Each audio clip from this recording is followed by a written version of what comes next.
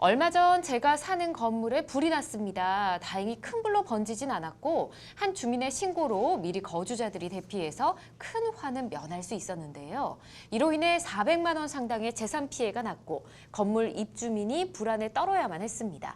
화재의 원인은 건물 3층의 인덕션으로 추정되는데요. 그런데 불이 난 것으로 추정되는 시간에 그 집은 빈집이었습니다. 사람이 아닌 키우는 고양이가 인덕션에 올라가서 불이 난 것으로 추정된다고 합니다.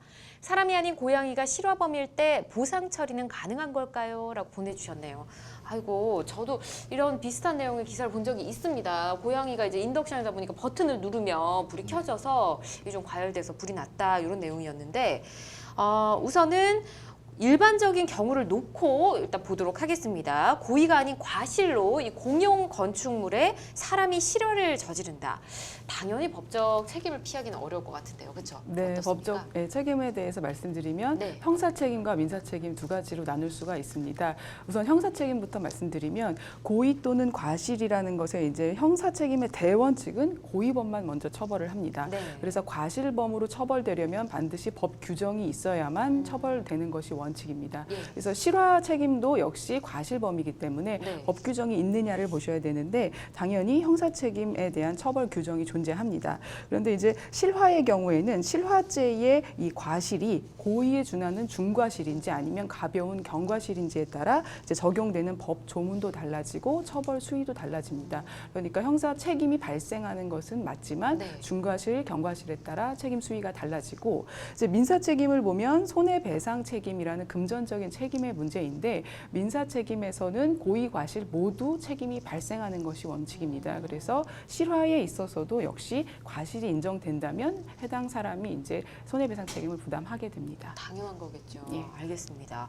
근데 지금 이게 주체가 좀 바뀌었습니다. 네. 실화의 주범으로 고양이가 추정이 되고 있는데 사람이 아니라 이 동물인 애완견이나 애완묘로 인해서 이렇게 불이 났을 때 책임은 주인이 져야 되는 거지 않을까 싶은데 어떻습니까? 네, 주인이 지게 됩니다. 네.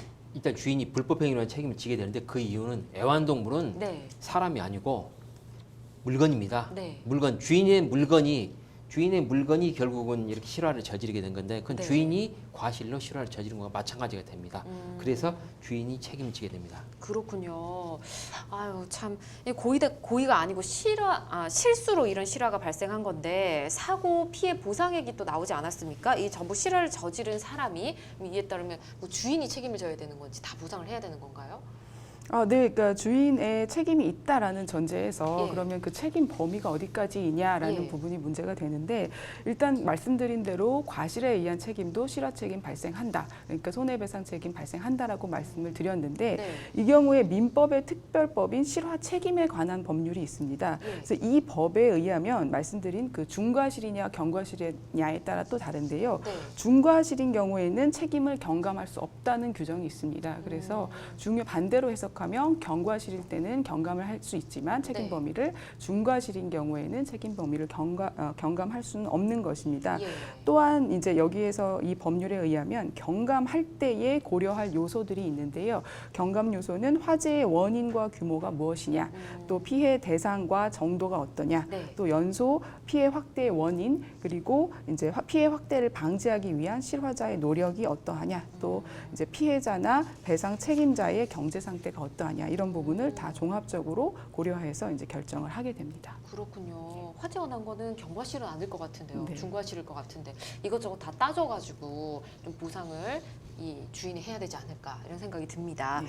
자, 이 화재로 인해서 입주민들이 또 요청을 할 수도 있을 것 같아요. 그 불이 난 그 세대 집주인한테 고양이를 앞으로 키우지 마라 이렇게 요구를 좀 할 수도 있지 않을까요? 네, 이런 경우에는 예. 원칙적으로 이제 이 아파트일 수도 있고 아니면 뭐 아파트가 빌라일 아니고 수도 오피스텔 있고, 같은 집합 예. 건물일 수도 있거든요. 네.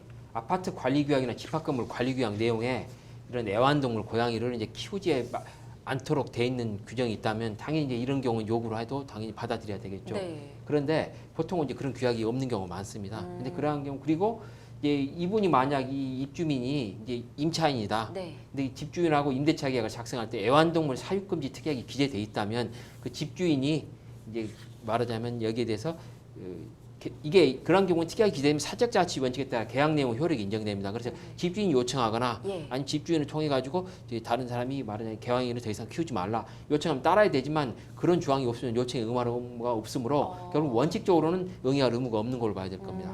그렇군요. 알겠습니다. 요거는 거기 살고 계시는 입주민들끼리 좀 의견을 모아서 좀 합의를 봐야 될 사항인 것 같습니다. 우선은 이렇게 말씀드리도록 할게요.